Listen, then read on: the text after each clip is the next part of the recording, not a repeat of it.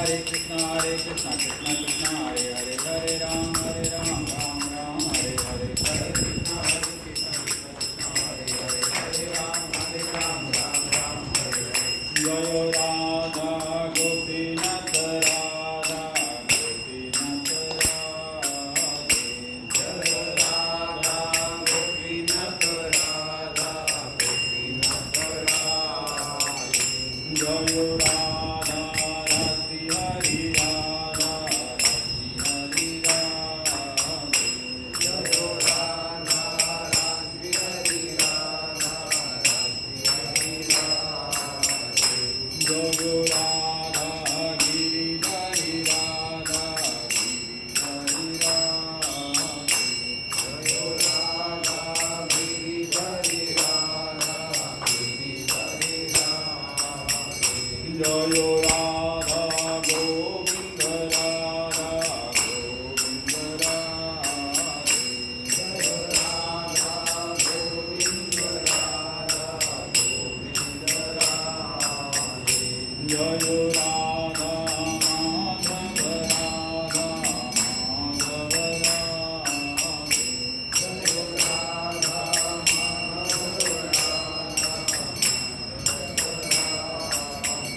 Jaya Radha Shyam Sundar Radha Shyam Sundar Radhe Jaya Radha Shyam Sundar Radha Shyam Sundar Radhe Jaya Radhe Jaya Radhe Jaya Radhe Jaya Shri Radhe Jaya Radhe Jaya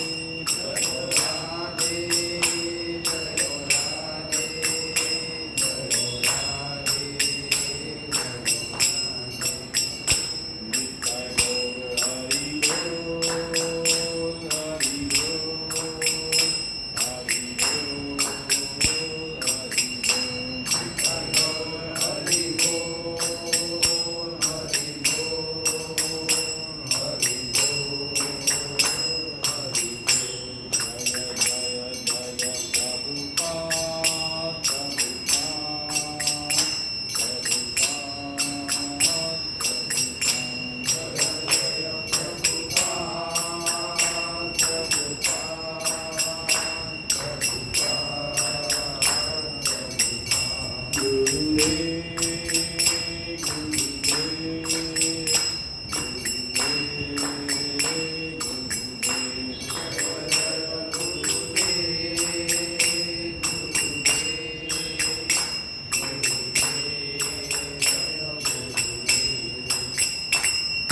जय विष्णुपाद परमहंस परिव्रजकाचार्य अभय शरणारविंद भक्तिवेदांत स्वामी शिव गोपाल की जय ओम विष्णुपाद परमहंस परिव्रजकाचार्य भक्ति सिद्धांत सरस्वती गोस्वामी महाराज गोपाल की श्री श्री राधा कृष्ण गोप गोपीनाथ श्याम कुंड राधा कुंड गिरिवर्धन की वृंदावन मथुरा धाम की मायापुर नवद्वीप धाम की पुरुषोत्तम क्षेत्र जगन्नाथपुरी धाम की श्री पंढरपुर उडुपी धाम की हरे कृष्ण महामंत्र की all glories to assembled devotees, all glories to assembled devotees, all glories to Sri Guru and Gauranga, Gaur Hari.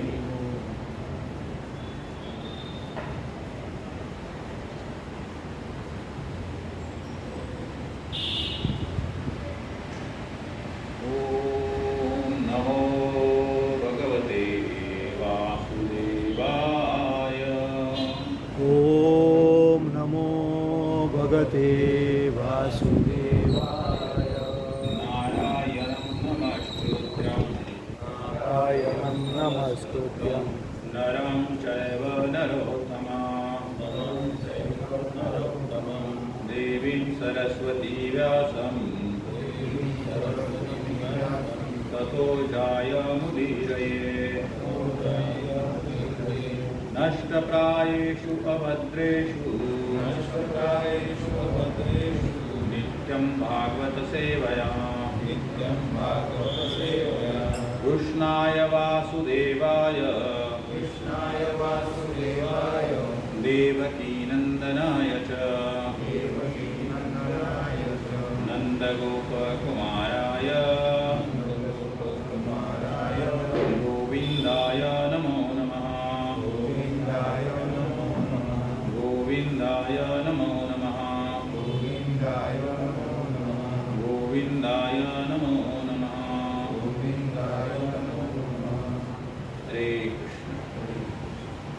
तो आप सभी का बहुत बहुत धन्यवाद है।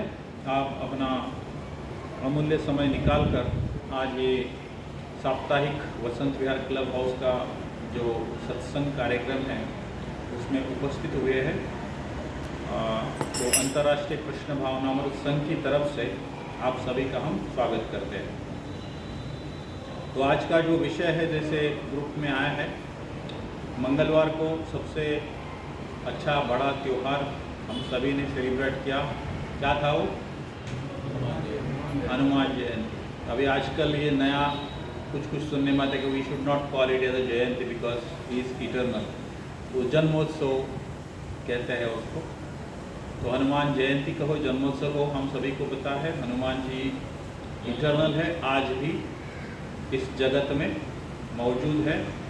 तो ये हनुमान जन्मोत्सव सेलिब्रेट किया गया। तो इस उपलक्ष्य पर मुझे बताया गया कि हनुमान जी के बारे में, हनुमान जी की कुछ लीला, हम उसका कथन श्रवण करेंगे और उनकी कृपा प्राप्त करने का प्रयास करेंगे। तो आज का जो भी हम चर्चा करेंगे ये वाल्मीकि रामायण के आधार पर होगा। वाल्मीकि रामायण में आप सभी को पता होगा अलग अलग कांड है, उसमें से सबसे जो महत्वपूर्ण है वो सुंदर कांड है। महत्वपूर्ण मतलब आज के विषय के आधार पर, जिसमें प्राय हनुमान जी का गुणगान ज़्यादा हुआ है।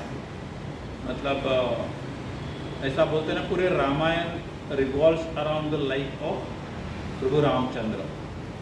लेकिन इसमें अगर आप क्रम में आते रह जाएंगे तो जब सुंदरकांड शुरू होता है तो सुंदरकांड में जो पास टाइम्स होता है वो हनुमान जी को ज़्यादा फुटेज मिलता है।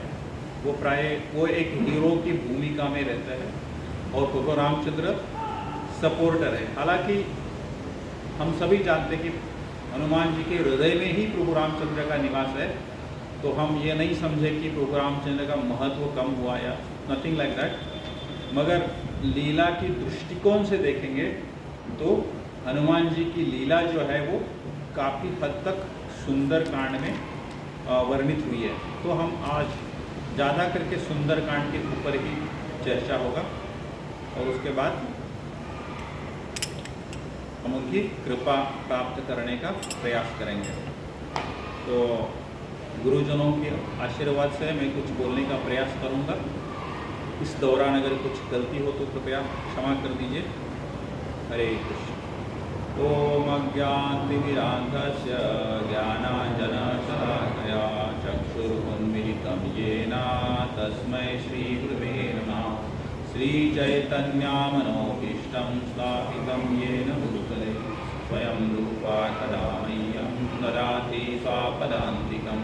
वन्देऽहं श्रीगुरु श्रीयुतापदकमलं श्रीगुरुवैष्णवाञ्च श्रीरूपं साग्रजातं सगना रघुनाथान्वितं सजीवं साद्वैतं सावधूतं परिजनासहितं कृष्णचैतन्यदेवं श्रीराधाकृष्णपदां सगना ललिता श्रीविशाखान्वितंश्च हे कृष्णा करुणा सिन्धु दीनबन्धु जगत्पते गोपेशा गोपिकान्त राधाकान्त नमोऽस्तुते। तप्त काञ्चना गौराङ्गी राधे वृन्दावनेश्वरी वृषभानुसुते देवी प्रणमामि हरिप्रिये। वाञ्छाकल्पतरुभ्यश्च कृपासिन्धुभ्येव च पतितानां पावनेभ्यो वैष्णवेभ्यो नमो नमः। जय श्री कृष्ण चैतन्य प्रभो नित्यानंद श्री अद्वैत गदाधर शिवासादि गौर भक्तवृंद। हरे कृष्णा कृष्णा कृष्णा हरे हरे, हरे राम राम राम हरे हरे।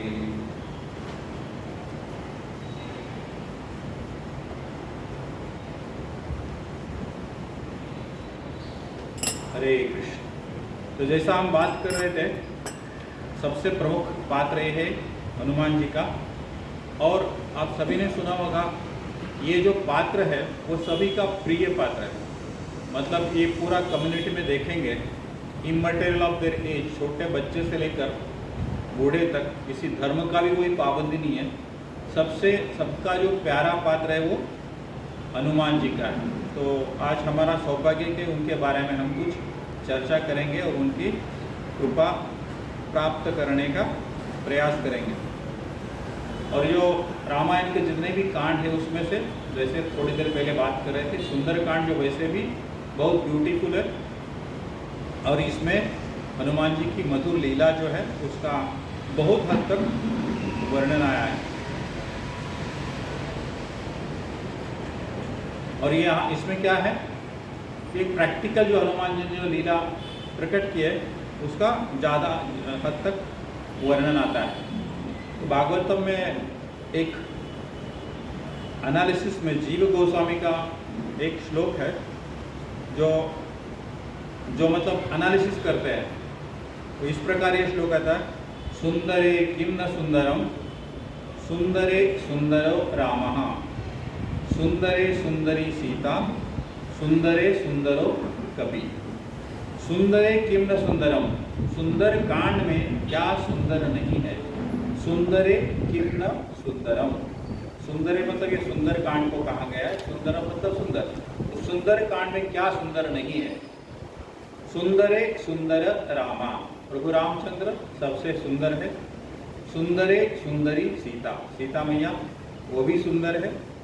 और सुंदरे सुंदरो कपि, कपि मतलब ये हनुमान जी को दर्शाया गया है। जो कपि है हनुमान जी है वो भी सुंदर है।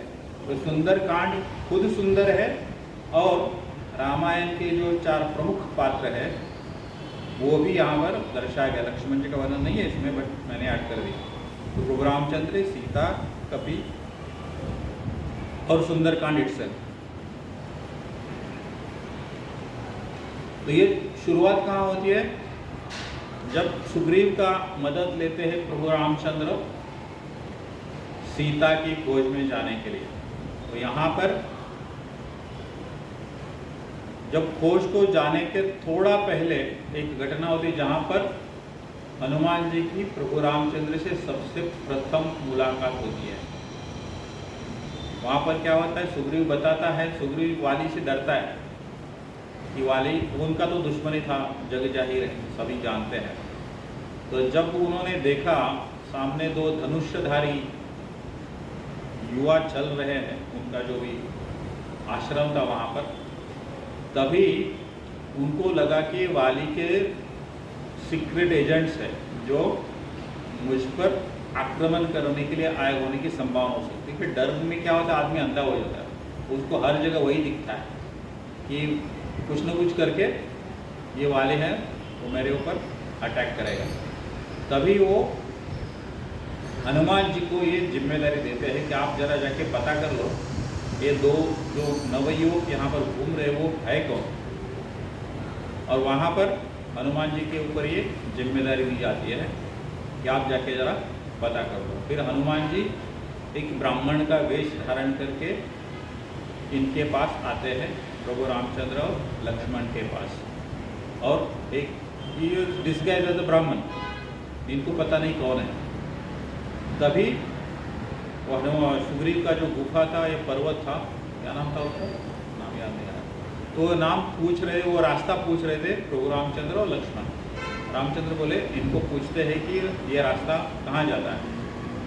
तभी हनुमान जी पूछते आपको जाना कहाँ है, मतलब ये रास्ता नहीं बताते, सवाल के ऊपर सवाल करते जाते हैं और बहुत अच्छी संस्कृत भाषा का इस्तेमाल करते हैं। तो लक्ष्मण थोड़ा गुस्सा हो जाते बीच बीच में, ये ब्राह्मण हमको कुछ सही नहीं बता रहा है, हमारी परीक्षा ले रहा है, हम जो पूछ रहे हैं उसका सीधे सीधे जवाब नहीं दे रहा है, कुछ तो गड़बड़ है, मतलब ये इसका चाल चलन सही नहीं है।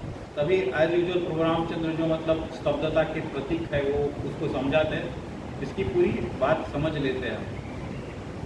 और बातों बातों में काफ़ी देर तक उलझन रहती है दोनों की, मतलब तीनों की। और फिर अंत में ये रामचंद्र बोलते हैं कि बताओ ठीक है हम कौन हैं। फिर लक्ष्मण अपना इंट्रो कराते कि मैं लक्ष्मण हूँ, दशरथ का पुत्र, और ये मेरे बड़े भैया है प्रभु रामचंद्र। तब हनुमान जी बहुत गदगद हो जाते हैं, उनके चरण छू लेते हैं। मैं तो जन्मों से प्रतीक्षा कर रहा हूँ और साक्षात किस प्रकार आप यहाँ पर आए, ये मेरे लिए बहुत सौभाग्य की बात है। तो ये पहला प्रसंग है जहाँ पर प्रभु रामचंद्र का और हनुमान जी का मिलन होता है।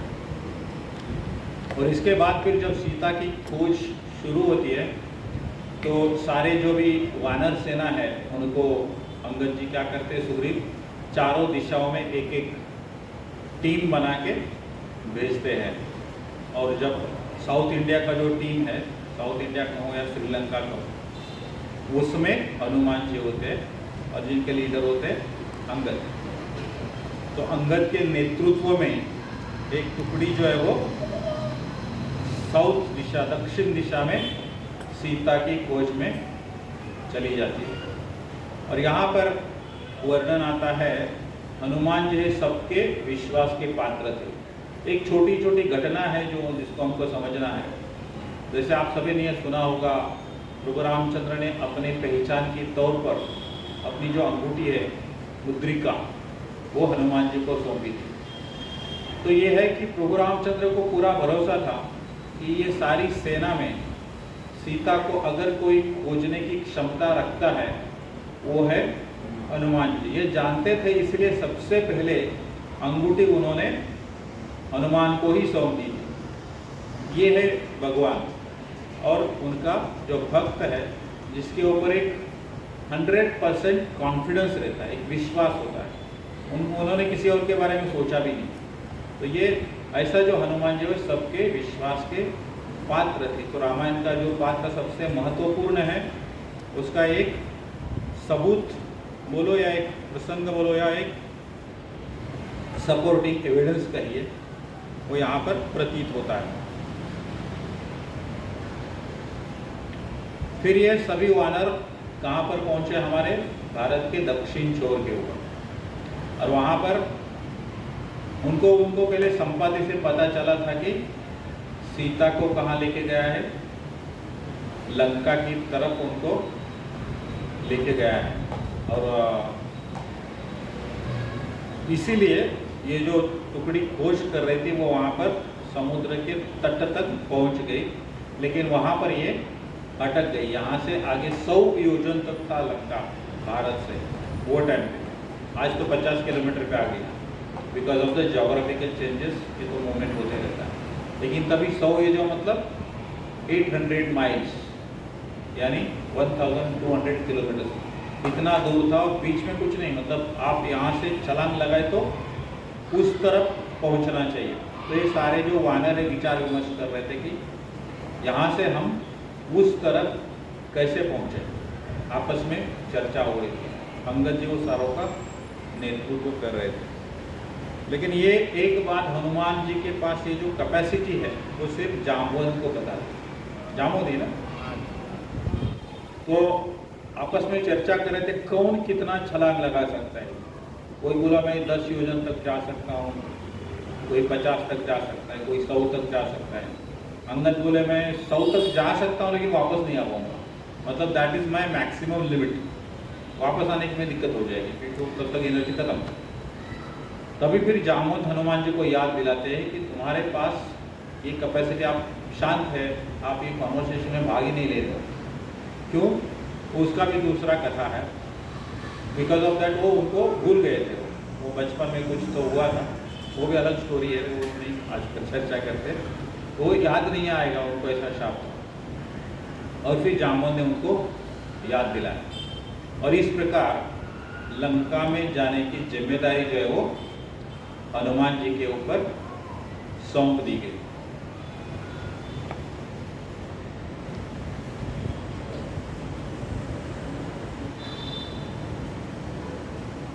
और इस प्रकार एक सभी के मन में आशा की किरण उत्पन्न हो गई कि हम सीता मैया तक पहुंच सकते हैं, क्योंकि अपने पास एक व्यक्ति है जो ये कार्य को सफल बना सकता है, वो है हनुमान जी। तो इस प्रकार हनुमान जी पहले ही प्रभु रामचंद्र का विश्वास था और अभी अंगद जी और पूरी जो वानर सेना है उसके भी विश्वास के पात्र हो गए, अपनी जो भी काबिलियत है उसके ऊपर।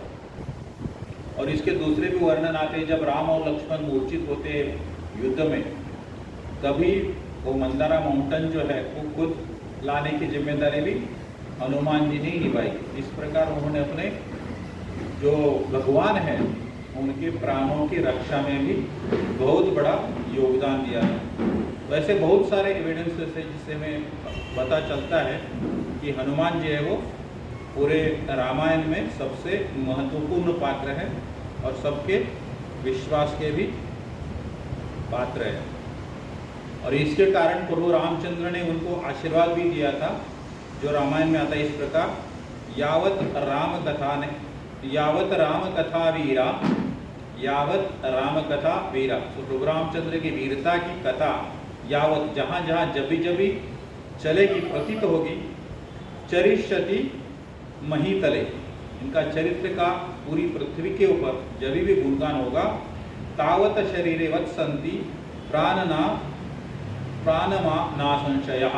ये हनुमान जी को उन्होंने आशीर्वाद दिया था कि जब भी प्रभु रामचंद्र के चरित्र का गुणगान होगा तभी आपका सबसे पहले उसमें योगदान होगा, आप वहाँ पर उपस्थित हो जाएंगे। जब भी प्रभु रामचंद्र की महिमा होगी तभी हनुमान जी वहाँ पर उपस्थित रहेंगे। लास्ट ईयर अगर आप फिल्मों का ट्रैक करते रहेंगे तो एक फिल्म आई थी आदि पुरुष। देखो फिल्म वालों भी बहुत स्टडी करते हैं, हम उनका एक ही साइड देखते हैं, लेकिन another side of it is उनको भी शास्त्रों का बहुत ज्ञान रहता है। वो माया में रहते हैं, अंधकार में, वो बात अलग है। लेकिन उन्होंने ये जान लिया था कि अगर ये मूवी चलेगी तो हनुमान जी वहाँ पर उपस्थित रहेंगे। तो दुनिया में जितने भी थिएटर में वो रिलीज हुई थी उन्होंने एक सीट रिजर्व करने को कहा था सारे थिएटर को, क्योंकि उनका विश्वास था ये फिल्म देखने को भी हनुमान जी साक्षात उपस्थित रहेंगे। ये भी एक फेथ होता है। हम अच्छा फिल्मों का हमेशा क्रिटिसाइज करने की आवश्यकता नहीं है। उनका जो भी अच्छा है, जो शास्त्र से प्रमाणित है और हमारी संस्कृति के रक्षण के लिए जो इस्तेमाल होता है, वो दाखिले भी हमें देने की आवश्यकता है। ये बहुत जरूरी समझना, क्योंकि वो भी कुछ हद तक जानते हैं कि प्रभु रामचंद्र का हनुमान को इस प्रकार आशीर्वाद प्राप्त हुआ है और वो वहाँ पर जरूर उपस्थित रहेंगे। तो ये इस प्रकार उनको प्रभु रामचंद्र का भी आशीर्वाद प्राप्त था। तो हम देख सकते हैं कि किस प्रकार हनुमान जी हर किसी के विश्वास के पात्र थे। 100% कॉन्फिडेंस था हर किसी को उनके काबिलियत के ऊपर, उनकी इंटीग्रिटी के ऊपर। तो आज हम उनके और कुछ पास टाइम के बारे में आगे चर्चा करेंगे। तो हम वापस स्टोरी को आते हैं। हम कहाँ थे? सारे वानर वहाँ पर उपस्थित है। समुद्र को पार कैसे करेंगे, समुद्र को कैसे लांघा जाए, और जामवंत हनुमान जी को उनकी शक्ति की याद दिलाते हैं। और फिर हनुमान जी ये जो कार्य है वो करने के लिए तैयार हो जाते हैं। तो जामवंत बोलते सिर्फ आपके पास ही ये सारी शक्ति मौजूद है और आपको इसके लिए कुछ याद करना होगा। और हनुमान जी को वो सुझाव देते हैं कि आप अपनी शक्ति को याद करो ताकि आप ये प्रभु रामचंद्र की लीला में एक अच्छा योगदान दे सकते हो। तो यहाँ से हम थोड़ा मटेरियलिस्टिक पॉइंट ऑफ व्यू देख सकते हैं कि जामवंत जो है वो एक लीडर का रोल निभाते हैं। तो समझो आप, हम किसी भी रोज़मर्रा की ज़िंदगी में किसी से कुछ काम करवाना है तो उसको उसकी काबिलियत याद दिलाना होता है।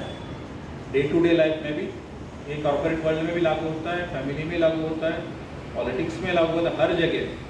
क्योंकि किसी को अगर किसी से कुछ काम करना है उसको प्रोत्साहन देना जरूर है, उनको एनर्जी प्रदान करने का एक तरीका होता है कि यू आर नॉट लेस, आपके पास भी ये सारी शक्ति मौजूद है और आप कर सकते हैं, यू कैन डू इट। ये बोलना बहुत जरूरी है। हमारा एमडी का भी ये सेंटेंस रहता है हमेशा, यू कैन डू इट। ना बोलना ही नहीं, यू कैन डू इट, आप ये कर सकते हो। इस प्रकार अपने टीम को हम एम्पावर कर सकते हैं किसी भी टास्क को एकम्प्लिश करने के लिए। और इस प्रकार हनुमान जी की प्रशंसा की जामवंत ने और उनको प्रोत्साहित किया समुद्र लांघने के लिए। फिर हनुमान जी भी जोश में आ गए और फिर ये एक श्लोक आता है रामायण में, ये हम सभी बोलेंगे तो अच्छा रहेगा क्योंकि ये हनुमान जी की प्रशंसा इसमें आती है। पहले मैं ही बोलता, रामार्थान वानरा अर्थान च चिकीर्षणः कर्म दुष्करम, चिकीर्षण कर्म दुष्करम, समुद्रस्य परनः पारनः, समुद्रस्य परनपारनः, दुष्परनं प्राप्तुम इच्छति, दुष्परन प्राप्तुम इच्छति, रामार्थान वानरार्थान च चिकीर्षण कर्म दुष्करम, समुद्रस्य परनपारनः, दुष्परन प्राप्तुम इच्छति। तो ये रामायण का, वाल्मीकि रामायण का 5130 नंबर एक श्लोक है, जो हनुमान जी अपना कार्य करने के लिए जब तैयार होते हैं तब ये उच्चारण करते हैं, बहुत जोश में बोलते हैं कि प्रभु रामचंद्र के लिए रामार्थान, प्रभु रामचंद्र के भलाई के लिए रामार्थान वानरार्थान, और सभी मेरे जो भी वानर सैनिक है, प्रभु रामचंद्र सिर्फ रामचंद्र के लिए नहीं है, मैं अपनी टीम के लिए भी काम करूंगा। रामार्थान वानरार्थान च, मतलब प्रभु रामचंद्र की संतुष्टि के लिए और मेरी जो वानरों की सेना है उनके हेतु चिकीर्षण कर्म दुष्कर्म, ये दुष्कर कर्म है, ये मैं करने को तैयार हूँ। और क्या काम है वो? समुद्रस्य परन पारना, ये समुद्र का पार करना, परन पारन मतलब ये समुद्र को लांघना, उस तरफ जाना। दुष्परम प्राप्तुम इच्छति, और ये करने की मेरी इच्छा है। तो उन्होंने एक इच्छा भी जाहिर की, उससे भी बहुत कुछ होता है, बोलता है ना इच्छा शक्ति जिसको बोलते हैं आजकल एम्पावरमेंट की लैंग्वेज में। अगर आपकी इच्छा है तो आपको वो रास्ता दिखेगा, इच्छा तिथे मार्ग, जहाँ आपकी इच्छा है वही आपको रास्ता दिख जाएगा। तो इस प्रकार हनुमान जी ने प्रभु रामचंद्र की सेवा करने की इच्छा जाहिर की यहाँ पर। अभी इससे हमको लगता है कि शायद उनको बहुत गर्व हो गया, अभी मैं ये सब कर लूँगा बोलते, बट गर्व नहीं, उनका दूसरा साइड देखना है कि एक टीम को एक एनकरेजमेंट, विश्वास देने की भी आवश्यकता होती है हमारे लीडर को। ऐसा नहीं कि मैं जाके बीच में गिर जाऊंगा तो क्या होगा, फिर क्या होता है पूरा टीम जो है क्या होता है, डीमोटिवेशन आ जाता है, उनका विश्वास खत्म हो जाता है, उस पूरा निगेटिव एनर्जी बढ़ जाता है। तो ये भी एक आवश्यक है कि हमें सकारात्मक ढंग से विचार करना चाहिए, और इसकी वजह से हनुमान जी है बड़े जोश में आते हैं और अपनी जो भी बॉस है उनको पूरा कॉन्फिडेंस देते हैं। और उसके पश्चात उन्होंने क्या किया, सबसे पहले सूर्यदेव को नमस्कार किया, सारे देवताओं को नमस्कार किया, उनका आशीर्वाद दिया। तो देखो एक तरफ ऐसा लगता है उन्होंने गर्व जाहिर किया, लेकिन एट द सेम टाइम उन्होंने सभी देवताओं का भी आशीर्वाद लिया, क्योंकि ये बहुत बड़ा कार्य होता है। ये कार्य सफल बनाने के लिए हमें देवताओं की, सूर्यदेव की आशीर्वाद की आवश्यकता होती है। उसके आगे और एक श्लोक आता है, फिर क्या बोलते हैं, मैं कैसे उनको करूँगा। पहले तो उन्होंने इच्छा जाहिर की इस ये श्लोक में, और आगे उन्होंने थोड़ा कंपैरिजन किया है कि मैं ये कैसे करूँगा। यथा राघव निर्मुक्त, यथा मतलब जिस प्रकार, राघव निर्मुक्त, राघव मतलब प्रभु रामचंद्र को दर्शाया गया, उनका जो कैरेक्टर है। निर्मुक्त मतलब छोड़ देने, यथा राघव निर्मुक्त, जिस प्रकार प्रभु रामचंद्र ने छोड़ दिया है। क्या छोड़ दिया है?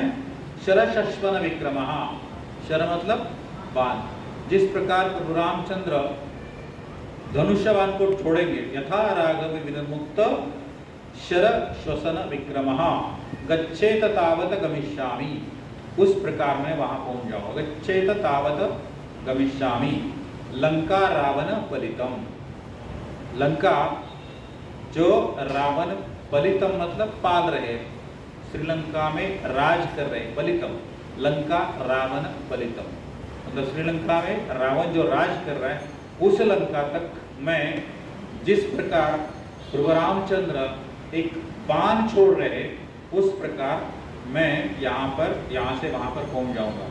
मतलब मैं खुद नहीं जाऊँगा, प्रभु रामचंद्र ही मुझे ताकत देंगे। और रामचंद्र उनका जो टास्क है, उनका जो विकल्प है वो पूरा करने के लिए जिस प्रकार धनुष्यबाण का इस्तेमाल करते हैं, तो मेरा जो रोल रहेगा, मेरी इसमें जो भूमिका रहेगी वो सिर्फ एक धनुष्यबाण जितनी रहेगी। मतलब हम अपने आप को कर्ता नहीं समझना चाहिए, लेकिन प्रभु की लीला में एक छोटा सा इंस्ट्रूमेंट, एक कैरेक्टर, एक साधन, ये समझने की आवश्यकता है। तो यहाँ से उनकी जो नम्रता है वो प्रतीत होती है। उन्होंने पहले तो सभी का आशीर्वाद लिया और फिर क्या कहा उन्होंने, मैं प्रभु रामचंद्र की इस कार्य में सिर्फ धनुष्यबाण जिस प्रकार रोल प्ले करता है, मेरा रोल उतना ही रहेगा। यथा राघव निर्मुक्त शरशश्मन विक्रमः गच्छन्ते तावत गमिष्यामि लंका रावण फलितम्। तो जहाँ पर रावण राज कर रहा है वहाँ मैं पहुँच जाऊँगा। इस प्रकार वह कहते हैं कि मैं राम की लीला में गुरु रामचंद्र का एक इंस्ट्रूमेंट की भूमिका में उपस्थित रहूँगा। इसका दूसरा उदाहरण हम जस्ट फॉर कंपैरिजन के लिए बोल सकते हैं, जिस प्रकार महाभारत के युद्ध में भगवान कृष्ण ने अर्जुन का इस्तेमाल किया था। तब वो अर्जुन को समझाते हैं, तुम ये मत सोचो कि मैं धृतराष्ट्र या दुर्योधन, दुशासन, इनकी हत्या मैं कर रहा हूँ, ये मत सोचो। उनको पहले ही मैंने मार दिया है, चाहे तो मैं उनको जीवित भी कर सकता हूँ, मार भी कर सकता हूँ। तुम्हारा जो रोल है वो सिर्फ एक इंस्ट्रूमेंट है। तुम एक सिर्फ क्या बोलते हो, वो चेस में प्यादा रहता है ना, एक प्यादा हो, हमारा कोई रोल नहीं है। तो मुझे पाप लगेगा, ये सारे लोग मारेंगे, इनकी पत्नी जो विधवा होगी, बच्चे अनाथ होंगे, पिंडदान कौन करेगा, ये सारा जो आर्गुमेंट है वो क्या है, फॉल्स आर्गुमेंट है। Because you are not the doer, आप सिर्फ एक निमित्त मात्र हो। आपकी यहाँ पर भूमिका क्या है, शून्य, जो आप कुछ नहीं कर रहे, जो कर रहा हूँ मैं ही कर रहा हूँ, सिर्फ मैं आपको इस्तेमाल कर रहा हूँ। तो ये कॉन्टेक्स्ट में हम समझने के लिए बोल सकते हैं, यहाँ पर हनुमान जी का भी रोल उसी प्रकार था कि जैसे अर्जुन कुछ कार्य कर रहे थे भगवान के आदेश के अनुसार, यहाँ पर प्रभु रामचंद्र की लीला में हनुमान जी वही भूमिका निभा रहे थे। तो ये हो गया यहाँ से इनका मार्गक्रमण from India to Lanka, Sri Lanka. तो उन्होंने छलांग लगाई। तो छलांग लगाई तो क्या पहुंच गए होंगे तुरंत वहां पर? नहीं, क्योंकि क्या होता है, सबसे बड़ा बाधा जो होता है वो ईर्ष्या होता है। हमारे किसी भी कार्य में ईर्ष्या होता है, हमारे दुश्मन होते हैं, वो हमेशा मौजूद होते हैं, जो टांग अड़ाते रहते हैं, मतलब कोई कार्य सफल नहीं होने देंगे। तो सबसे पहला ये ईर्ष्या के रूप में उनको सामना करना पड़ा। नहीं, यहाँ पर थोड़ा फ्लिप है, पहला एक अच्छा मिला, एक मैना का पर्वत करके आता है, वो पहले आता है, वो सपोर्ट करता है। कुछ हेल्प करने वाले भी लोग होते हैं, हमेशा ईर्ष्या वाले नहीं होते, कुछ सपोर्ट करने वाले भी होते हैं।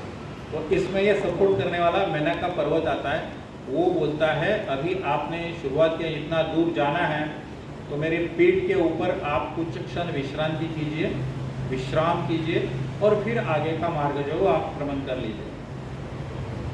तभी हनुमान जी अभी तो शुरुआत की, इतना जल्दी मुझे विश्राम की आवश्यकता नहीं। उन्होंने नम्रतापूर्वक उनको जो विनंती है वो नकार दिया कि मुझे अभी फोकस करना है, सीता जी का खोज करना है, लंका पहुंचना है। तो आपने जो भी मदद प्रदान की है उसके लिए बहुत बहुत धन्यवाद, मैं ये स्वीकार नहीं कर सकता हूँ। तो इस प्रकार उन्होंने जो मेनक का पर्वत है उसकी जो भी रिक्वेस्ट थी, विनंती थी, उसको नकार दिया और आगे बढ़ने लगे। तो ये इम्पेडिमेंट नहीं था, ये उनको एक आशीर्वाद था। और उसके आगे दूसरा जो ये इम्पेडिमेंट है शूरसा नाम की जो है, वो सारे नागा जाति की मदर, वो उसका अवतरण होता है। और वो क्या करती है, मुंह खोल के बैठी है हनुमान जी को ग्रहण करने के लिए।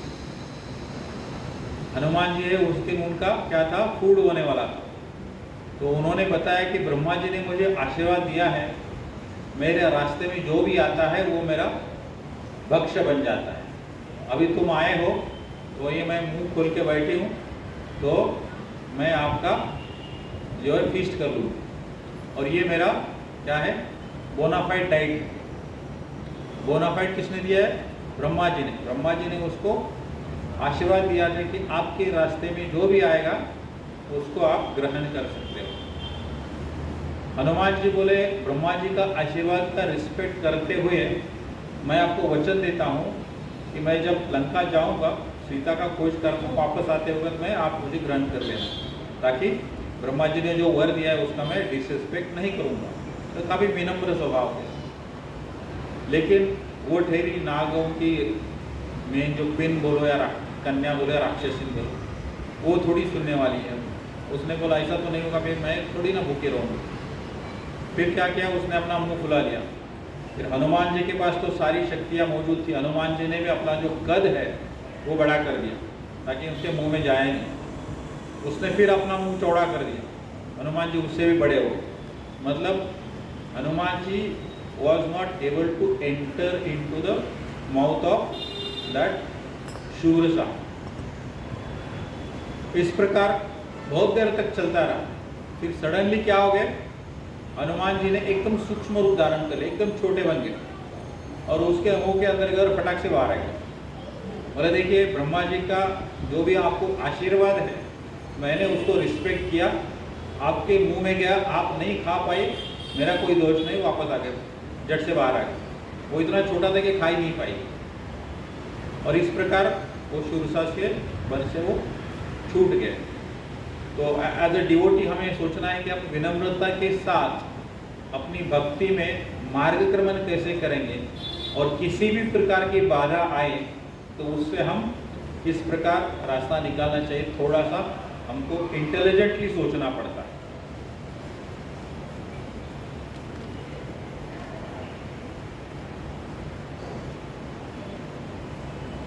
इसमें भगवद गीता में क्या एक श्लोक आता है, व्यवसायत्मिका बुद्धि एक कुरुनंदन।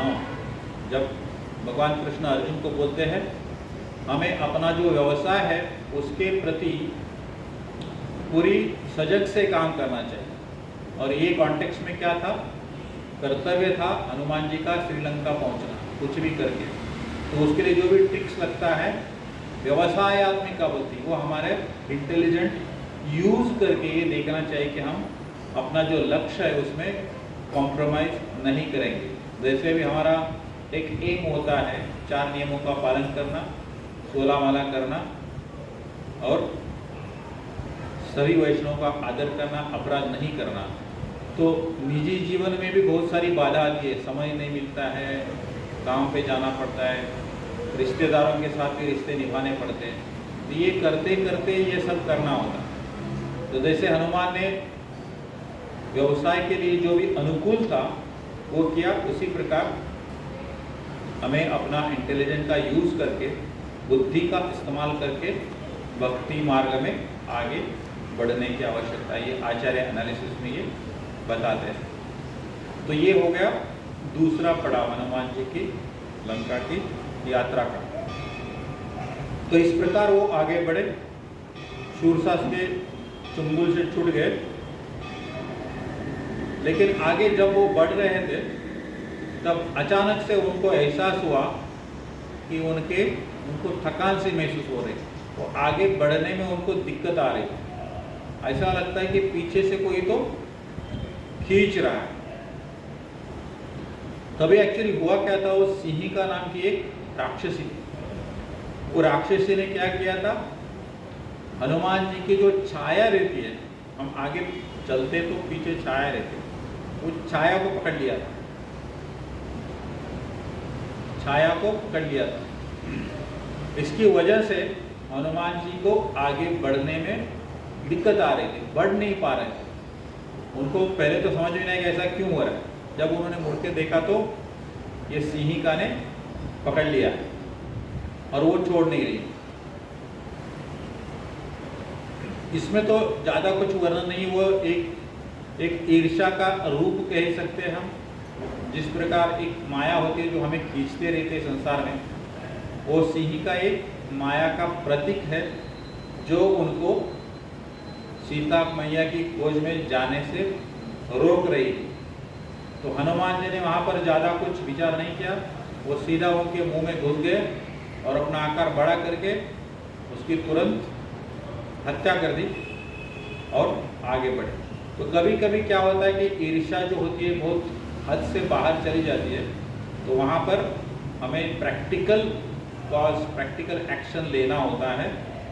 जैसे अगेन हम महाभारत की तरफ आ सकते हैं, जब दुर्योधन को बताया गया कि अर्जुन और ये 5 पांडव है, ये क्षत्रिय फैमिली से बिलोंग करते हैं और इनका धर्म है राज्य करना, ये भीख मांग के नहीं जी सकते। तो भगवान कृष्ण ने उनके सामने ये प्रस्ताव रखा कि आप कम से कम 5 गांव तो दे दो उनको। तब दुर्योधन ने कहा कि उनको सुई के नोक की जितनी भी भूमि मैं नहीं दूंगा उनको, क्योंकि ये बहुत खतरनाक है, इनको कुछ भी दिया तो वो बड़ा कर लेते। तो पुराना एग्जाम्पल उसको मालूम था, तो इसलिए उसने मना कर दिया। वो सिचुएशन में युद्ध के सिवा कोई ऑप्शन बचा नहीं था और इनको मारना ही एकमात्र लक्ष्य था। तो जिस प्रकार हम कुछ देशों में ऐसा होता है, जैसे हमारा देश पड़ोसी देश, बहुत बार हम इशारे देते हैं, सुनते नहीं है, फिर भी उनका ट्रबल चालू रहता है। तो at the end of the day finally कुछ ना कुछ स्ट्रॉन्ग डिसीजन, सर्जिकल स्ट्राइक ऐसा लेना पड़ता है। तो उसी प्रकार यहाँ पर हनुमान जी ने वो निर्णय लिया और उसका वध करके आगे मार्गक्रमण किया। हाँ, ये माया से बचने के लिए और एक एनालिसिस यहाँ पर आता है कि हमें किस व्यक्ति से किस प्रकार बिहेवियर रखना चाहिए, बर्ताव करना चाहिए। तो भक्ति में जैसे आप सभी जानते हो, उच्च अधिकारी होता है, मध्यम अधिकारी होता है, कनिष्ठ अधिकारी होता है। तो मध्यम अधिकारी जो है उसमें उसको जो है 4 प्रकार से आदान प्रदान करना चाहिए अपने जो दूसरे जीव होते हैं, अपने संबंधी होता है उनके साथ। सबसे पहला होता है एक प्रेम से आदान प्रदान कर सकते हैं, दूसरा मैत्रीपूर्ण भाव रख सकते हैं, तीसरा है कृपा कर सकते हो और चौथा है उपेक्षा। तो यहाँ पर मध्यम अधिकारी है तो हमें ये कत्ल से बचना चाहिए। जो कत्ल करने जो उदाहरण दिया, तो हमारे दिमाग में ऐसा नहीं होना चाहिए कि हमें कोई तकलीफ देगा तो उसको हम मार देंगे। इसलिए ये समझना भी आवश्यक है, क्योंकि हमारा वो जो है वो ये नहीं है, पोजीशन नहीं है। तो जो मध्यम अधिकारी है उसको ये 4 प्रकार से आदान प्रदान करना चाहिए विभिन्न व्यक्तियों के साथ, भगवान के साथ। तो सबसे पहला जो प्रेम है वो यहाँ पर लिया गया, भगवान के प्रति हमें हमेशा प्रेम का भाव रहना चाहिए। ये हो गया सबसे पहला आदान प्रदान करने का तरीका। दूसरा होता है मैत्रीपूर्ण संबंध। ये मैत्रीपूर्ण संबंध जो है वो सारे भक्तों के साथ हमारा कैसा संबंध होना चाहिए? मैत्रीपूर्ण संबंध होना चाहिए। जितने भी हमारे भक्त है, रिश्तेदार है, मैत्रीपूर्ण संबंध होना चाहिए, वो रखना चाहिए हमें। तीसरा होता है कृपा। अभी कृपा हम किसको दे सकते हैं? जो भी फॉलन सोल्स है, मतलब भक्ति मार्ग में अपने से थोड़ा एक निचली स्तर पे, जिनको किस चीज़ का बिल्कुल ज्ञान नहीं है, उन्हें हमें ज्ञान प्रदान करके उनके ऊपर कृपा बरसानी चाहिए। मतलब एक बहुत ही सिंपल उदाहरण है, हम हमारे जो भी रिलेटिव्स है, फ्रेंड्स है, कलीग्स है, उनको हम बता सकते हैं ये भक्ति मार्ग का लाभ क्या होगा, कहाँ पर सत्संग चलता है, मंदिर कहाँ पर खुला है, ताकि उनको भगवान की असीम कृपा प्राप्त हो। ये हो गया तीसरा मार्ग जो हम दूसरे जीवों के साथ आदान प्रदान में अपना सकते हैं। और आखिरी है उपेक्षा।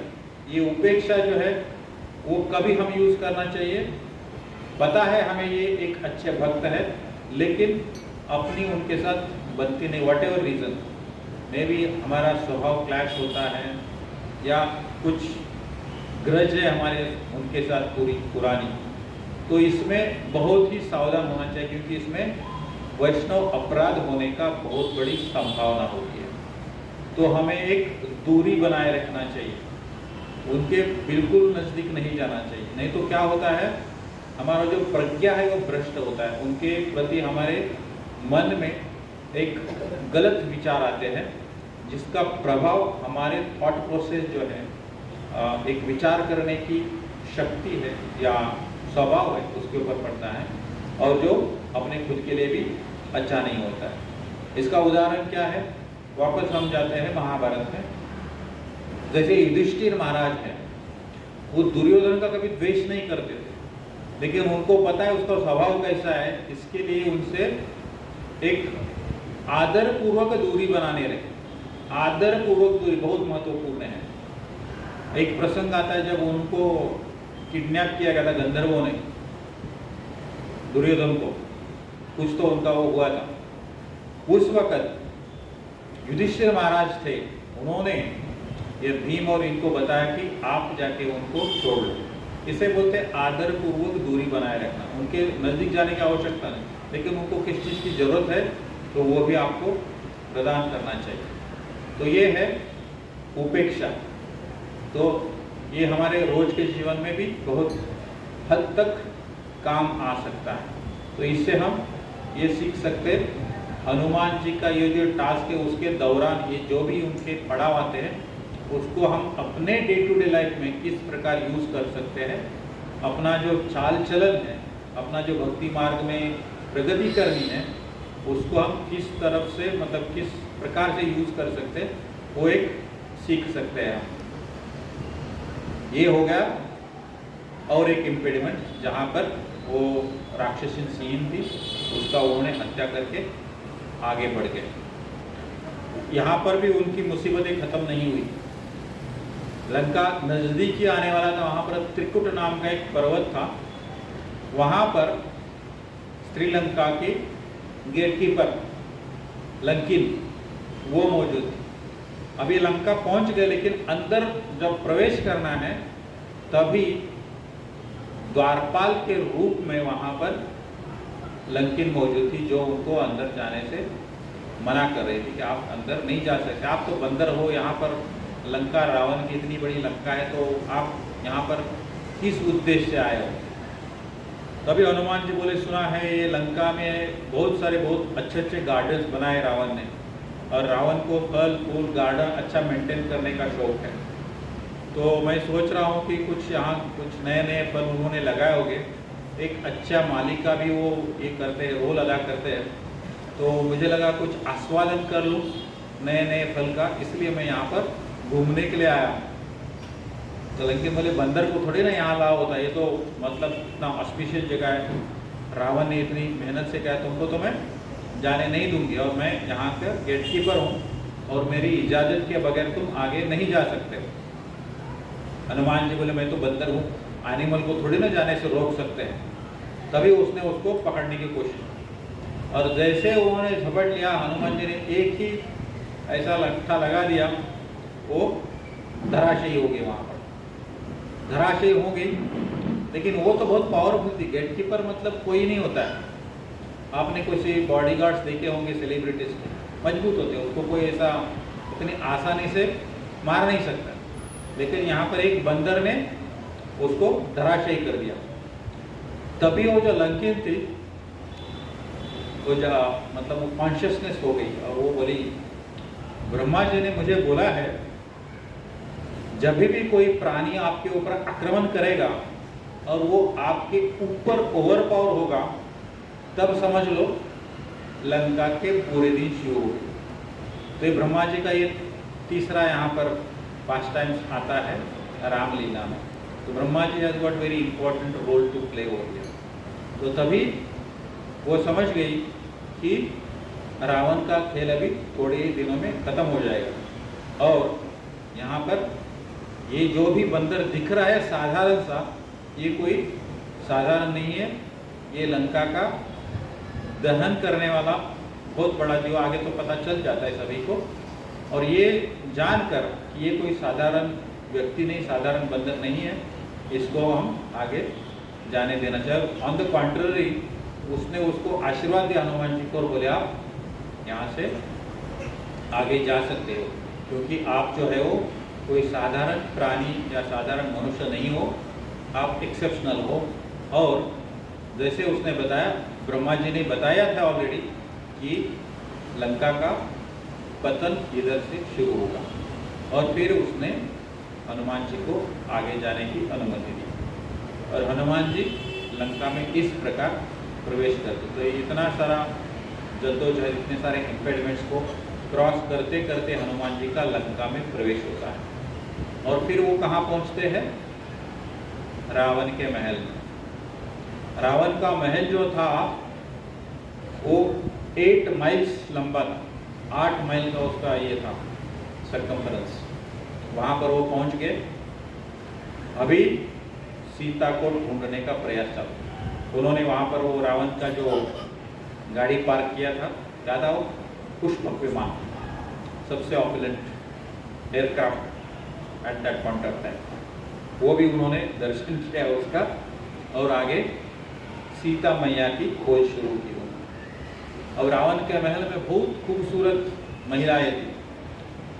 अभी बोले मैं तो ब्रह्मचारी हूँ अभी, लेकिन महिला अभी सीता को ढूंढना है तो महिला को तो देखना ही पड़ेगा, कोई ऑप्शन नहीं है।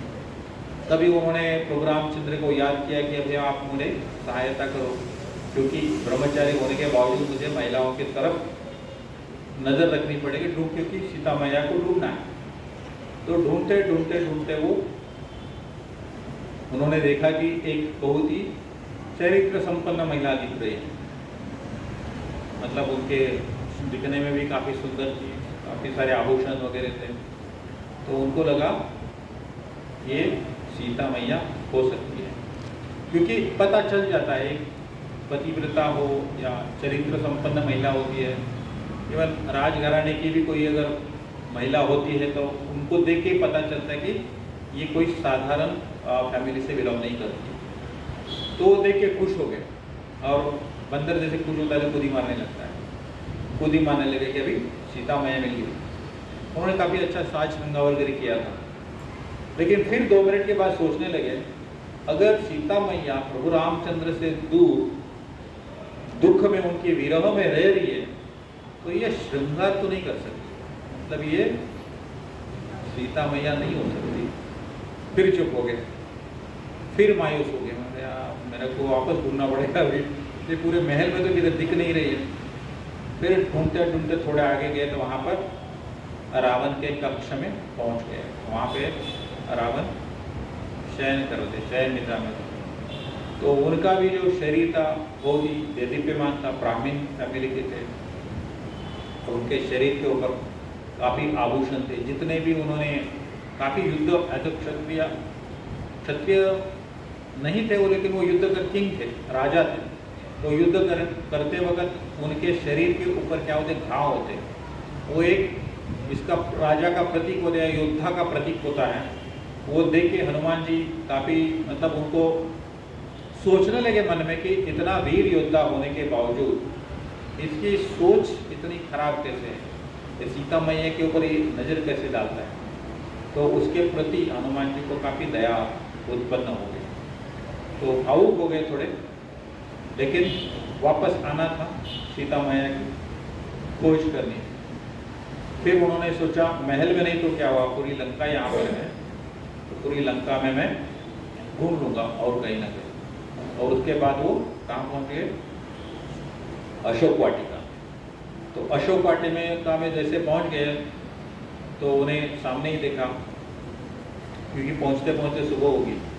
वहाँ पर रावण मौजूद था उनके पहले ही, और रावण जो है वो सीता को मना रहे थे कि मेरे साथ आप शादी कर लो, मेरी जो इतनी खूबसूरत बीवी है मंदोदरी, मैं उसको आपकी दासी बनाता हूँ, लेकिन आप जो है वो मेरे साथ विवाह कर लो।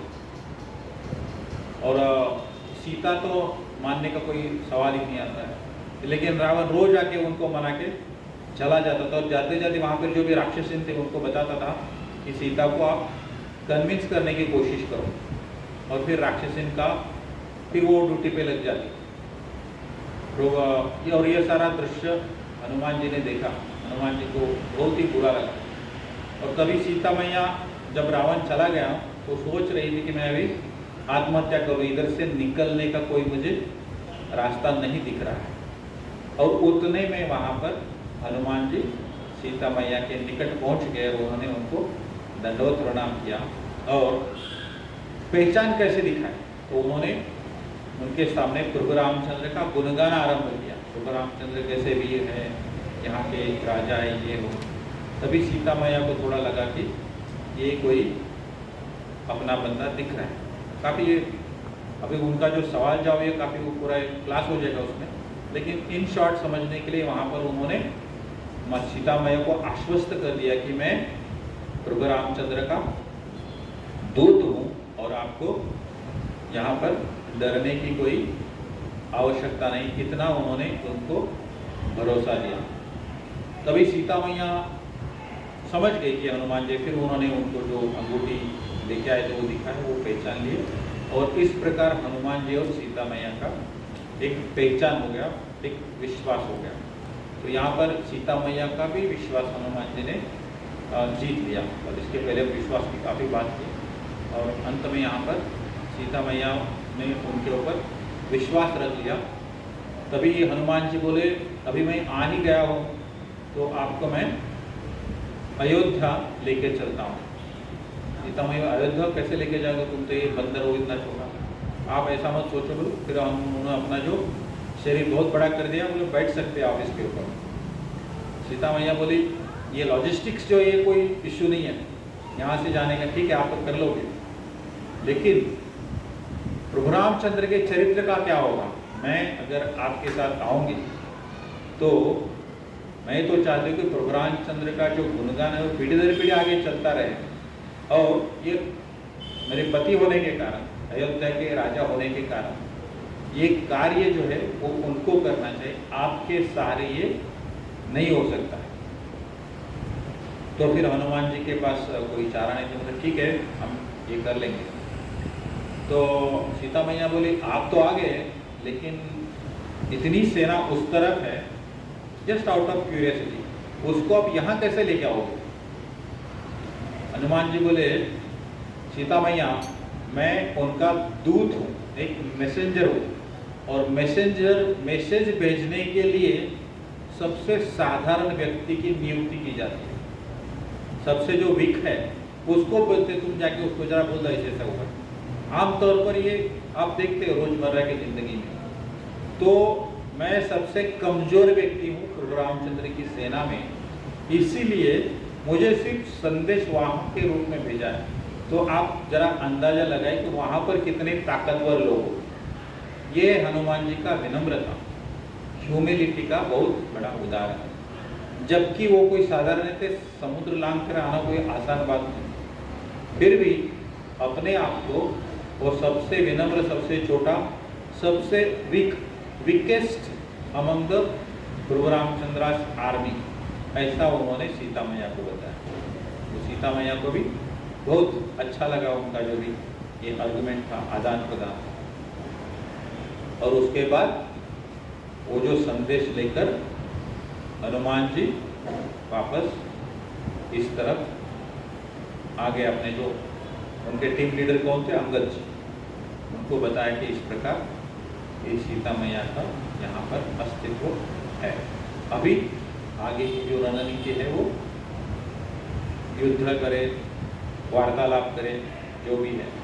तो इस प्रकार हनुमान जी ने सीता की खोज में बहुत ही महत्वपूर्ण भूमिका निभाई थी। उन्होंने फिर यहाँ आने के पहले पूरा लंका को दहन किया, इंद्रजित का ही वो किया था, काफ़ी कुछ हुआ था। इंद्रजित का वध नहीं किया था, मेघराज का तो किया। अक्षय कुमार वो है नाम में थोड़ा है।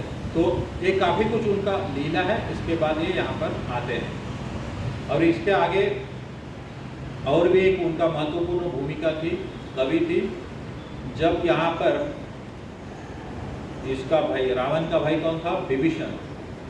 विभीषण जो थे वो अच्छाई की तरफ थे, एक सद्गुणी व्यक्ति थे। वो रावण को रोज समझाते थे कि ये प्रभु रामचंद्र कोई साधारण मानव नहीं है। और रावण को क्या था? घमंड था। उसको वर था ना कि किसी गंधर्व या देवता के हाथ से मृत्यु नहीं होगा। और वो प्रभु रामचंद्र को बोलता था वो वनवासी है, मानव तो है ही, ऊपर से वनवासी है, वो तो कभी मार नहीं पाएगा। लेकिन वो जान नहीं पाया कि प्रभु रामचंद्र साक्षात भगवान का एक रूप है। तो विभीषण उनको बताता था कि आप सीता मैया को वापस करो, नहीं तो लंका का दहन हो जाएगा। मतलब एक बार ऑलरेडी एक वानर ने अगर इतना तबाही मचाया है तो प्रभु रामचंद्र आगे तो क्या होगा। लेकिन रावण अंत तक अहंकार में ही रहा और फिर विभीषण को क्या क्या उसने निकाल दिया अपने महल से। विभीषण भी सोच रहे थे कि ये सुनने वाला नहीं है, उससे अच्छा मैं पार्टी बदल देता हूँ, विरोधी पक्ष में चला गया और वो इस तरफ आ गए। तो जब वो प्रभु रामचंद्र की तरफ आ गए, शरण मांग रहे थे, तभी भी हनुमान जी की बहुत ही महत्वपूर्ण भूमिका, इसलिए मैं थोड़ा ही बता रहा हूँ। तभी प्रभु रामचंद्र अंगद है, नील है, सुग्रीव है, ये सभी से वार्तालाप कर रहे थे कि हम विभीषण को शरण देना चाहिए या नहीं देना चाहिए, क्योंकि ये वैसे भी विरोधी दल का नेता है। तो यहाँ किस मकसद से आ रहा है हमको पता नहीं, हो सकता है हमारा पूरा इंटरनल न्यूज़ निकाल के वहाँ पे पहुँचा दे और युद्ध में हमें कुछ उसका खामियाजा भुगतना पड़े। तो सब लोग मना कर रहे थे, सुग्रीव ने मना किया, अंगद ने मना किया। अंत में उन्होंने हनुमान जी से पूछा आपकी क्या राय है। हनुमान जी ने तो उनको जाना था, करीब से देखा भी था। हनुमान जी बोले इसको हम शरण दे सकते हैं, क्योंकि ये जो है एक सच्चा व्यक्ति है, धर्म की राह पर चलने वाला व्यक्ति है। तो ये हनुमान चालीसा में भी एक श्लोक आता है, अगर आप हनुमान चालीसा को फॉलो करते रहेंगे तो क्या होता है, तुमरो मंत्र विभीषण माना, लंकेश्वर भय सब जग जाना। तुमरो मंत्र मतलब हनुमान जी ने जो भी विभीषण का बताया था, उनको जो संदेश दिया था, या तो विभीषण और प्रभु रामचंद्र का जो शरणागति का जो लीला था या एक्टिविटी था, उसमें जो भी महत्वपूर्ण भूमिका निभाई थी वो है तुमरो मंत्र विभीषण जाना। विभीषण आपको अच्छी तरह से समझ गए और उसको आपने लंकेश्वर भय सब जगह, और वो क्या हो गया, लंकेश्वर हो गया। रावण की मृत्यु के पश्चात लंका का उन्होंने राजा बनाया था। ये सारी जो दुनिया है वो जानती है। ये हनुमान जी का महत्व यहाँ पर भी विदित होता है जब विभीषण शरण आते प्रभु रामचंद्र। तो ऐसा आज के सेशन में मैं सोच रहा था, यहाँ तक हनुमान जी के गुणगान कर सकते हैं और हम कुछ हद तक उनकी कृपा प्राप्त करने का प्रयास कर सकते हैं। थोड़ा रिचार्ज करें। हमने कहाँ शुरुआत की थी, किसी को याद है तो अच्छा रहेगा। कहाँ से शुरू किया था हमने? रूप गोस्वामी, सुंदरकांड का जो वर्णन है वहाँ से शुरुआत की थी कि हनुमान जी की जो लीला है प्रमुखतः रामायण के सुंदरकांड में आती है। और सुंदरे किम न सुंदरम सुंदरे सुंदरो रामः सुंदरे सुंदरी सीता सुंदरे सुंदरो कपि। तो ये हनुमान जी का यहाँ पर क्लियरली एक मेंशन किया गया है। ये सुंदरकांड में उनकी सुंदर लीला वहाँ पर वर्णित है। ये वाल्मीकि रामायण में आती है। और फिर उसके आगे हम गए थे, सुंदरकांड की शुरुआत होती है किस तरह पहली बार हनुमान और प्रभु रामचंद्र की भेंट होती है और वहाँ पर वो दोनों में आदान प्रदान होता है। किस तरह हनुमान जी ब्राह्मण के वेश में आते हैं प्रभु रामचंद्र के साथ थोड़ा एक टीजिंग पास टाइम करते हैं। वो सुग्रीव के कहने पर करते हैं, क्योंकि सुग्रीव जो है वो सारे वानर के राजा थे, तो अपनी राजा की सेवा करनी हेतु उन्होंने प्रभु रामचंद्र के साथ एक छोटा सा लीला है, कपट लीला कह सकते हैं हम, ऑन द पॉजिटिव साइड किया था। लेकिन प्रभु रामचंद्र सब कुछ जानते हैं, तो ये यहाँ से शुरुआत होता है। उसके आगे फिर सीता मैया की खोज के लिए सबसे काबिल व्यक्ति कौन था, वो हनुमान जी था। ये जामवंत किस प्रकार हनुमान जी को याद दिलाते हैं, और फिर उसके बाद समुद्र लांघने के लिए हनुमान जी तैयार होते हैं, और फिर वो जो वर्णन करते हैं कि मैं ये लीला में प्रभु रामचंद्र के एक साधन की तौर पर ही मौजूद हूँ, इंस्ट्रूमेंट हूँ। जिस प्रकार प्रभु रामचंद्र एक धनुष्यबाण छोड़ते हैं, तो वो धनुष्य के तरह मेरी छोटी सी भूमिका रहेगी, और मैं उतना ही प्रभु रामचंद्र की जो कार्य है उसमें योगदान प्रदान करना चाहता हूँ। और फिर उन्होंने सारे देवताओं का आशीर्वाद लेके लंका के मार्ग के ऊपर भ्रमण चालू किया, और वो मार्ग के दौरान जो भी 3-4 प्रकार की बाधा आई, एक आशीर्वाद भी मिला, उसका थोड़ा वर्णन किया। फिर हम जो लंकिन थी, जो श्रीलंका की गेटकीपर थी, उसको भी उन्होंने कैसे धराशायी कर दिया, और लंका के पतन की शुरुआत ब्रह्मा जी के शब्द जो थे, आशीर्वाद जो था लंकिन को मिला था कि अगर आपको किसी इनसिग्निफिकेंट प्राणी ने अगर मार दिया जो आपके ऊपर ओवरपावर होता है, तो समझ लो वहाँ से लंका का आखिरी दिन शुरू हो गया। फिर उसके बाद किस प्रकार वो ढूंढते हैं, सीता से मिलन होता है, और फिर वो खबर वो वापस आकर अपने जो टीम लीडर है अंगद, उनको देते हैं। और अंत में विभीषण के जो भी उनको जो राज प्रदान करने का है लंका का, उसमें भी सबसे महत्वपूर्ण भूमिका निभाते हैं। तो इस प्रकार वैसे तो बहुत सारी लीला हैं, लेकिन आज मैंने सोचा इसके ऊपर थोड़ा हम चर्चा करेंगे। उनका जो जन्मदिवस है उसके उपलक्ष्य पर हम उनका गुणगान करने का प्रयास करेंगे, और उनकी थोड़ी सी कृपा प्राप्त करने का प्रयास करेंगे, जो हमें अपनी भक्ति मार्ग पर आगे बढ़ने के लिए आशीर्वाद के रूप में हमें मिल सकती है। श्यावर रामचंद्र की जय, पवन पुत्र हनुमान की जय, हरे कृष्ण महामंत्र की जय। आप सभी का बहुत बहुत धन्यवाद, आपने इतना शांति से श्रवण किया। आशा है आपको इससे कुछ लाभ मिला होगा, और आपके भक्तिमय जीवन में इसका कुछ हद तक लाभ मिले। हरे कृष्ण।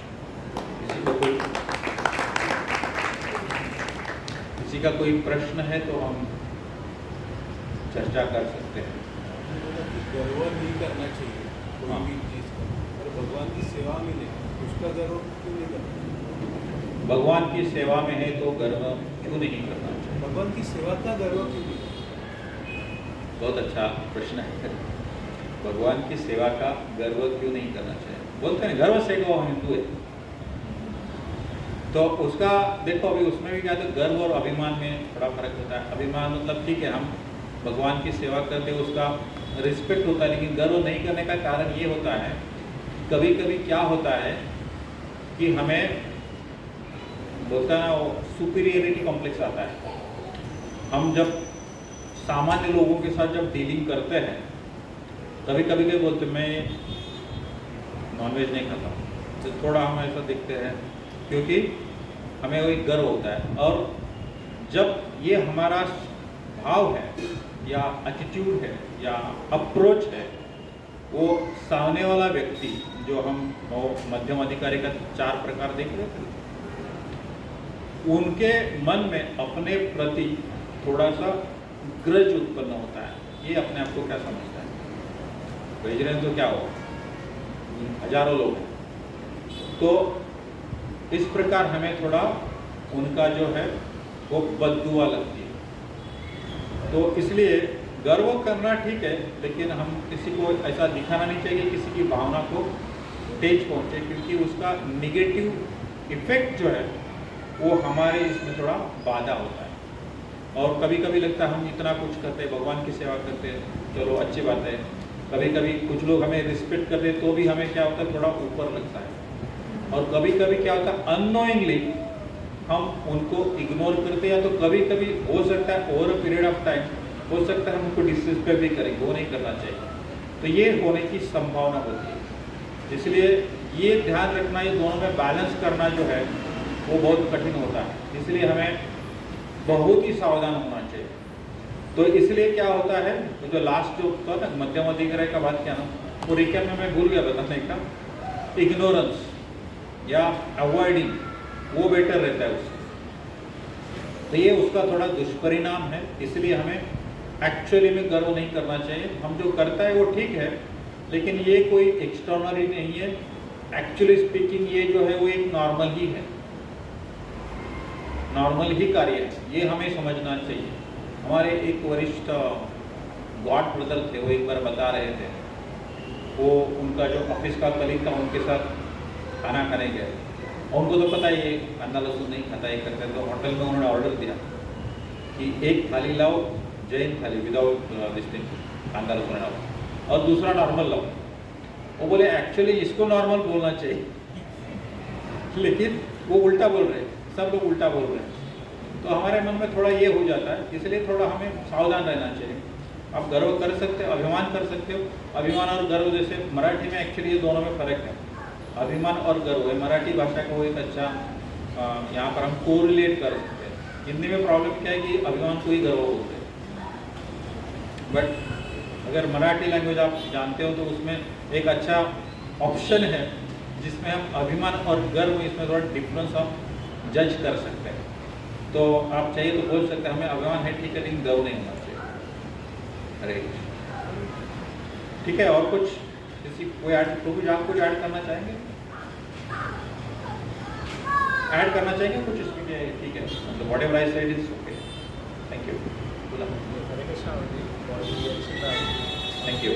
हनुमान जी जैसे ट्रस्टवर्दी है, तो हम भक्ति में जैसे ट्रस्टवर्दी बन सके, इसमें क्या करना चाहिए?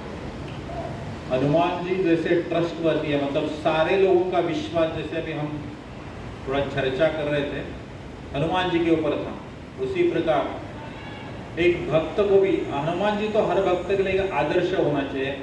एक कैसा भक्त होना चाहिए? हनुमान जैसा भक्त होना चाहिए। वो नविदा भक्ति में अगर प्रहलाद महाराज का अगर आप उदाहरण है तो आदर्श भक्त बोलेगा तो हनुमान जी, ये भी बहुत महत्वपूर्ण है।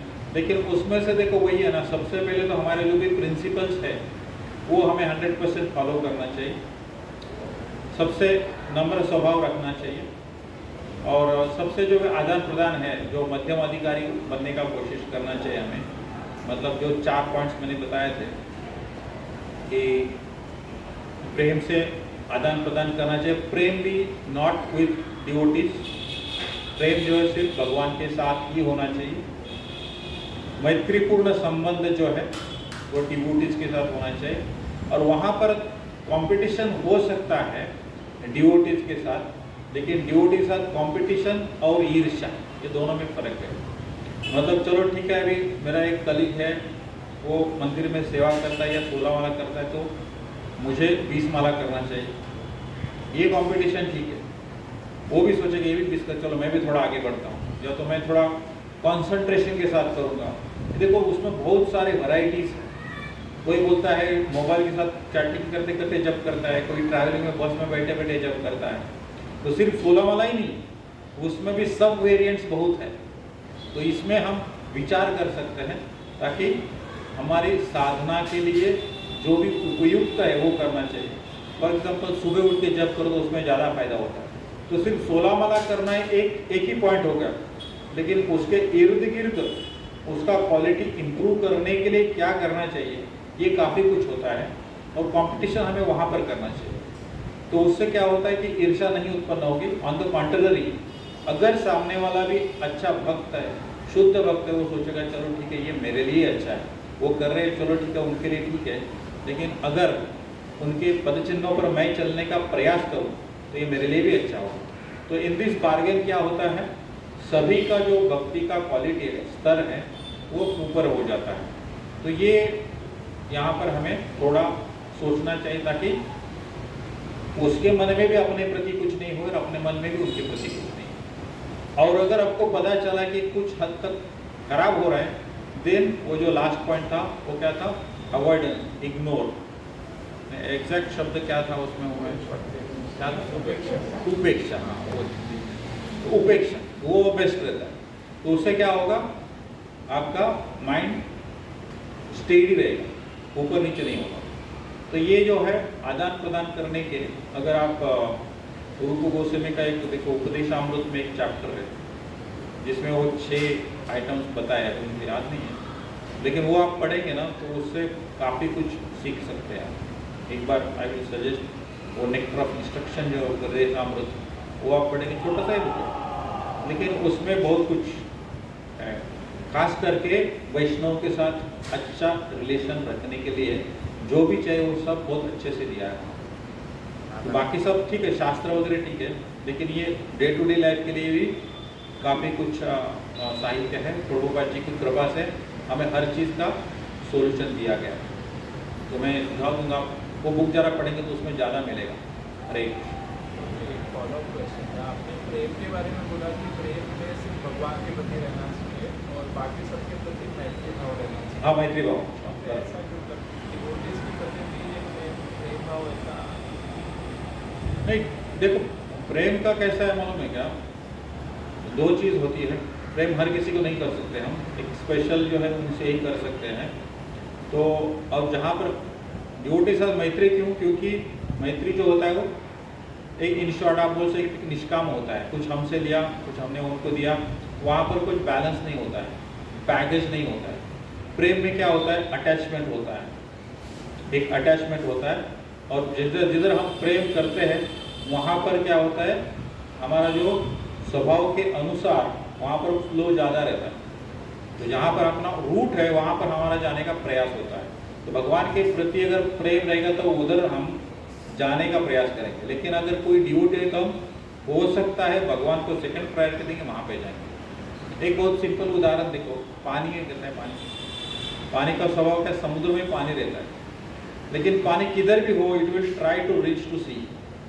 हिमालय का बर्फ है, उधर भी अगर थोड़ा धूप से पिघलेगा तो पानी का बूंद क्या है, अपना मूल जो है, मूल प्रेम कहाँ पर है, जहाँ पर सागर है, सारे पानी का स्रोत है, रूट से वहाँ पर जाने का प्रयास करें। तो अपना जहाँ पे रूट होता है, तो जो रूट क्या है ह्यूमन बीइंग का, ये प्रेम ही रूट है। और ये उत्पन्न कहाँ से होता है, सारे रसों के साथ भगवान कृष्ण भगवान, वहाँ पर जाने का प्रयास होता है। इसलिए हम अगर दूसरी तरफ कुछ डेवलप करने का प्रयास करेंगे तो हमारा जो मूल लक्ष्य है उससे हो सकता है हमारा रास्ता भटक जाए, क्योंकि हम ये माया में ये होने की संभावना है। इसलिए प्रेम भाव जो है वो हमेशा भगवान के प्रति ही रखना चाहिए, कोई भी डिवोटी के प्रति होना नहीं चाहिए। ये उसका कारण है। हरे कृष्ण। माता जी कोई सवाल, माता जी के सवाल आज कम आ रहे हैं, नहीं तो माता जी का प्रश्न रहता है। हाँ, और समय है, हमें 2-3 प्रश्न और ले सकते हैं।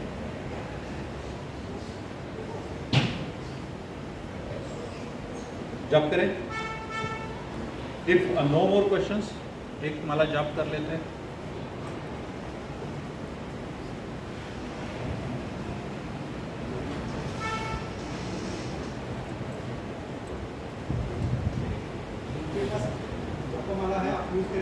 कीर्तन करो, कीर्तन करो।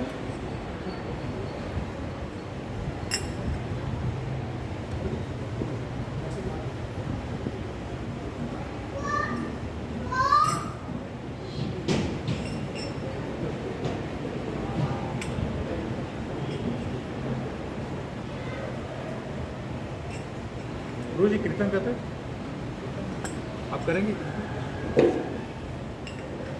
यही